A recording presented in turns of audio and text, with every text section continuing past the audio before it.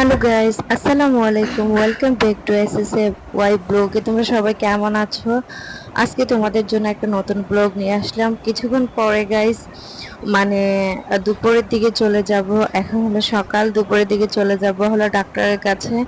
তোমরা তো জানো যে আমি এখন ঢাকাতে আছি, ভাড়া বাসাতে থাকি। তো ভাড়া বাসাতে মানে আমার ভাড়া বাসাতে এখনো যাইনি, আমার বোনের বাসাতে এখনো আছি। তো এখান থেকে আমার মানে ডাক্তারটা দেখানো হচ্ছে। তো কিছুক্ষণ পরে চলে যাব ডাক্তারের কাছে। সবাই সবাই অন্তর থেকে মন থেকে আমার জন্য দোয়া করবা, আল্লাহ তাআলা যেন আমাদেরকে একটা গুড নিউজ দেয়। আমি যেন আমার হাজবেন্ডকে, আমার পরিবারের প্রত্যেকটা মানুষকে খুশি খবরটা দিতে পারি, সেটার জন্য ধীর অপেক্ষায় আছি আমরা সবাই। তো তোমরা সবাই আমার ভিডিওগুলো দেখতে থেকো। তো গাইজ এখন ডাক্তারের কাছ থেকে চলে আসছি। আসার সময় রাস্তাতে দেখি যে এক মামা মানে বিক্রি করতেছে তোমার এই যে চিকেন মোমোজ। তা আমার কিন্তু মোমোজ দেখলে না লোভ সামলাতে পারি না, কারণ হচ্ছে কি আমার মোমোজ ভীষণ পছন্দ। কিন্তু কাউয়ার মুখে কখনো কি কমলা পছন্দ হয়? যেটা সত্যি কথা গাইজ। মানে কেন আমি কাউয়া বললাম সেটা তোমরা একটু পরেই বুঝতে পারবা যে কেন আমি এটা বললাম। আর মামাটা না মানে কিছুক্ষণ আগে আমরা যখন ডক্টরের কাছ থেকে আসতেছি তখন ওনার মানে তখন বাজে হচ্ছে প্রায় 4টা, সাড়ে 4টা।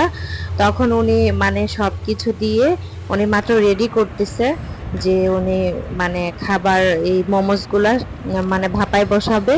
তা আমি তখনই মোমোসগুলা দেখে মানে ভাবতেছিলাম যে মোমোস নিব।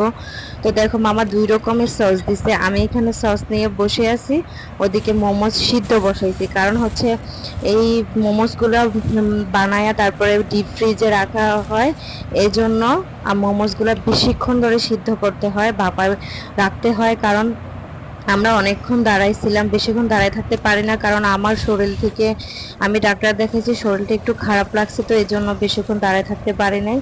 তো মামা বলতেছে যে বাসায় নিয়ে এগুলা মানে সিদ্ধ করতে হবে। এদিকে হলো মানে চিকেন, যেই চিকেন এটা মানে আমরা কিনছিলাম খাওয়ার জন্য আমি গাড়িতে, কিন্তু তখন খাইনি।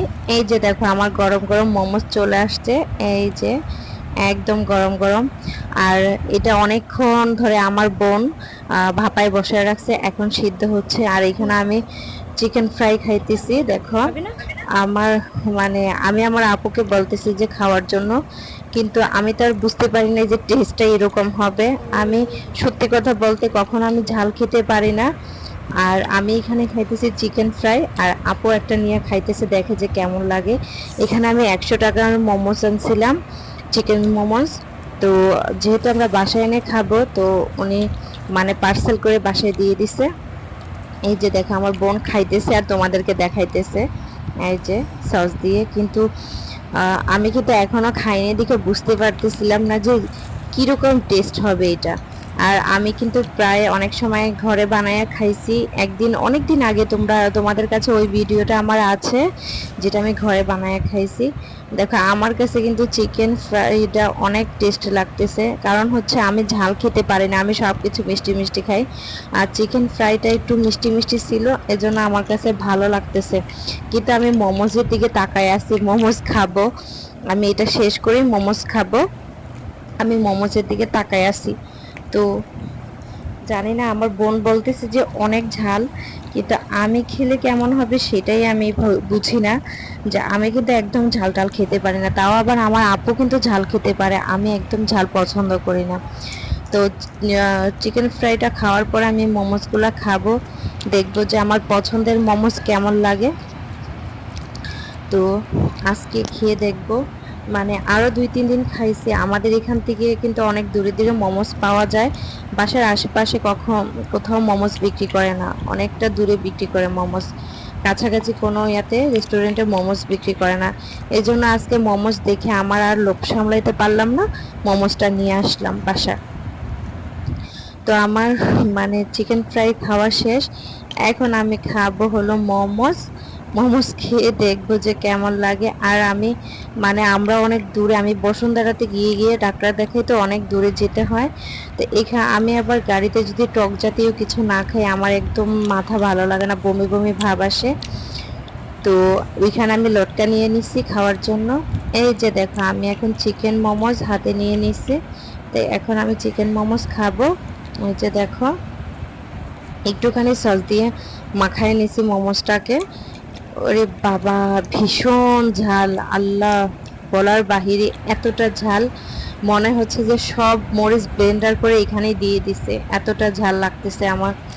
আর মনে হচ্ছে যে আমি একটা বা দুইটা খেতে পারবো, তার থেকে বেশি আমি মোমোস খেতে পারবো না। আর এই জন্যই তোমাদেরকে প্রথমত আমি বলছি যে কাউয়ার মুখে কি কখনো কমলা মানায়, তোমরাই বলো।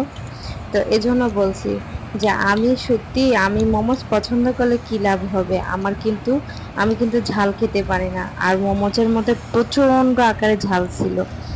আর আমি আর একটা মোমোস খাবো, আর খাবো না, তাও আবার ভিতরটা ফেলে দিয়ে তারপর আমি খাইতেছি। তোমরা দেখো যেন আমার ওই ভিতরের ওই চিকেনটার মধ্যে ঝালটা আছে, উপরে এটার মধ্যে কোনো ঝাল নাই, ভিতরে এটার মধ্যে ঝালটা। এজন্য ওগুলো আর খাবো না আমি, ওগুলা আপু খাবে। কারণ হচ্ছে আমি ঝাল একদম পছন্দ করি না, আর ঝাল খেতেও পারি না।